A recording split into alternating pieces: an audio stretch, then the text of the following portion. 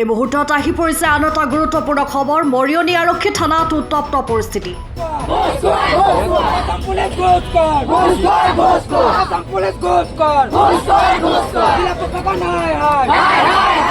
থানা ঘেৰাও কৰিলে বিভিন্ন দল সংগঠন তথা উত্তেজিত জনতাই। দুটা দিনৰ পূৰ্বে মৰিয়নিৰ এখন বিদ্যালয়ৰ এগৰাকী নৱম শ্ৰেণীৰ ছাত্ৰীক বিদ্যালয়লৈ গৈ থকা অৱস্থাত মেজিকখনত থকা চালকজনে যৌন নিৰ্যাতনৰ অপচেষ্টা চলাইছিল। কোনো যাত্ৰী নথকাৰ সুযোগ লৈ মেজিক চালকজনে যৌন নিৰ্যাতন চলাবলৈ অপচেষ্টা কৰাৰ অভিযোগ অনা হৈছিল। পিছে এই সমগ্ৰ ঘটনাৰ দুটা দিন পাৰ হৈ যোৱাৰ পাছতো মৰিয়নি আৰক্ষীয়ে অভিযুক্ত মেজিক চালকজনৰ সন্ধান উলিয়াব নোৱাৰাত এতিয়া উত্তেজিত হৈ পৰিছে ছাত্ৰীগৰাকীৰ লগতে আত্মীয়সকল।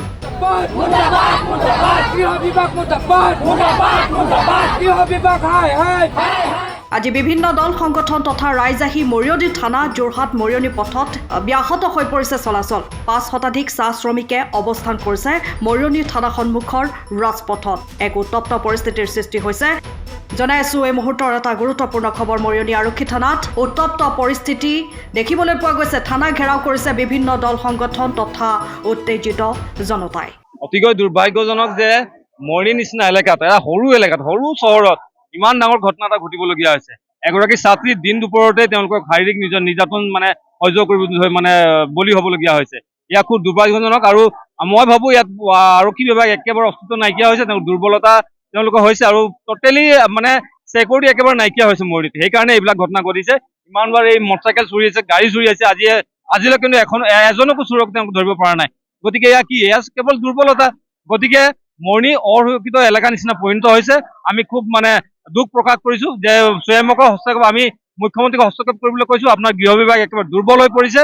যদি আপুনি কেৱল চম্ভালিব পৰা নাই তেতিয়াহ'লে ৰাইজক আপুনি কৈ দিয়ক, ৰাইজে নিজে নিজে তেওঁলোকৰ এলেকা চম্ভালিব, নিজে নিজে এলেকাত তেওঁলোকে কাম কৰি যাব। আমি অতি শীঘ্ৰে দাবী জনাইছো, যি স্মাৰক পত্ৰ আমি দিছো যে তেওঁক এই মেজিক চালকক আৰু মেজিকটোক এই গাড়ীখনক ধৰিব লাগে আৰু কয়াটো কৰি শাস্তি বিহিব লাগে। ইয়াৰ অন্যথাই কিন্তু আমি যি আজি আন্দোলন কৰিছো ইয়াৰ কিন্তু ভয়ংকৰ পৰিণত সৃষ্টি হ'বলৈ কিন্তু সময় নালাগিব। সেইকাৰণে অতি শীঘ্ৰে যাক গ্ৰেপ্তাৰ কৰিব লাগে গ্ৰেপ্তাৰ কৰক, আমাৰ ছোৱালীজনীক ন্যায় দিয়ক, অন্যথা কিন্তু আমি এনেকৈ আন্দোলন কৰিবলৈ কিন্তু বাধ্য থাকিম। বিভিন্ন সময়ত যান জঁটৰ কাৰণেই হওক বা তেওঁলোকৰ কিবা পাৰ্কিং চাৰ্কিঙৰ হওক আমি স্মাৰক পত্ৰ দি আহিছো আৰু আহ্বান জনাই আহিছো। পৌৰসভাকো আহ্বান জনাইছো, আনকি আমি জিলা প্ৰশাসনকো আহ্বান জনাই আহিছো যে ইয়াত মেজিক আৰু টমটম কমাব লাগে আৰু তেওঁলোকৰ যিটো পৰ্যাপ্ত যিটো মৰিয়নি চহৰৰ কাৰণে লাগে সিমানখিনি ৰাখিব লাগে। তেওঁলোকে নাৰাখে, য'ৰ ত'ৰ পৰা তিয়কৰ পৰা য'ৰ ত'ৰ পৰা তেওঁলোকে মেজিক আহি যায়, তেওঁলোকে চম্ভালিব নোৱাৰে, সোমাবলৈ দিছে, যাৰ কাৰণে আজি এনেকে ঘটনাবিলাক ঘটিছে। আৰু সেইকাৰণে আমি আহ্বান জনাইছো মৰিয়নিত যান জঁটৰ পৰা আদিলৈকে সকলোখিনি চাব লাগে। তেওঁলোকৰ CCTV আছে, পৌৰসভাই 5 লাখ টকা ব্যয়েৰে তেওঁলোকে বোলে লগাইছে, সেইখিনিও কিন্তু বিকল হৈ পৰিছে। গতিকে আমি আহ্বান জনাইছো অতি শীঘ্ৰে এইখিনি ঠিক কৰক, অন্যথা কিন্তু ৰাইজৰ কিন্তু খুব উজাৰিলে পুলিচে কিন্তু নিজৰ অস্তিত্ব কিন্তু মাটি হেৰাবলৈ কিন্তু তেওঁলোকে সময় নাপাব। নিশ্চয় নিশ্চয় আৰক্ষী একেবাৰে বিফল হৈছে, দুৰ্বল হৈছে। তেওঁলোকে কিন্তু নিজৰ দুৰ্বল ঢাকিবলৈ চেষ্টা নকৰক, আলটু ফাল্টু কথা তেওঁলোকে নবকক। এটাই কথা ঠিক, তেওঁলোকে কামবিলাক তেওঁলোকৰ নিষ্ঠাৰে সততাৰে কৰিবলৈ চেষ্টা কৰক। যে আজি অসম চৰকাৰে কৈছে যে বেটি বাচাও বেটি পঢ়াও বুলি কৈছে। আজি সুৰক্ষাই নাই। আমি চাবলৈ যাওঁ যদি আজি আমাৰ ছোৱালীবিলাকৰ আমাৰ মহিলাবিলাকৰ সুৰক্ষা নাই। কিয় কাৰণে আজি আমাৰ ছোৱালীজনী মেজিকত আহি থকা অৱস্থাত আজি দুৰ্বৃত্তই আজি যে স্প্ৰে কৰি পেলাই আজি যোৱা মঙলবাৰে আজি এনেকৈ এটা ঘটনা, মৰ্মান্তিক ঘটনা হৈ গৈছে। আজি যদি ভাল প্ৰটেকশ্যন থকা হ'লে, আজি আমাৰ মৰিয়নি থানা পুলিচে যদি ভাল প্ৰটেকশ্যন দিয়া হ'লে আজি CC কেমেৰাৰ জৰিয়তে আজি এই ফুটেজটো উলিয়াব পাৰিলেহেঁতেন।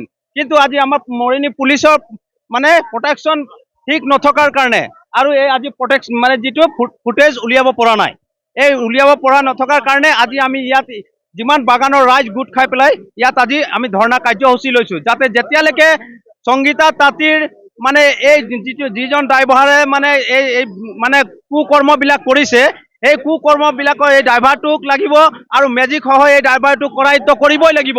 আৰু যদি কৰায়ত্ব কৰিব নোৱাৰে তেতিয়াহ'লে মৰিয়নি পুলিচ দায়ী হ'ব আৰু অসম পুলিচ দায়ী হ'ব।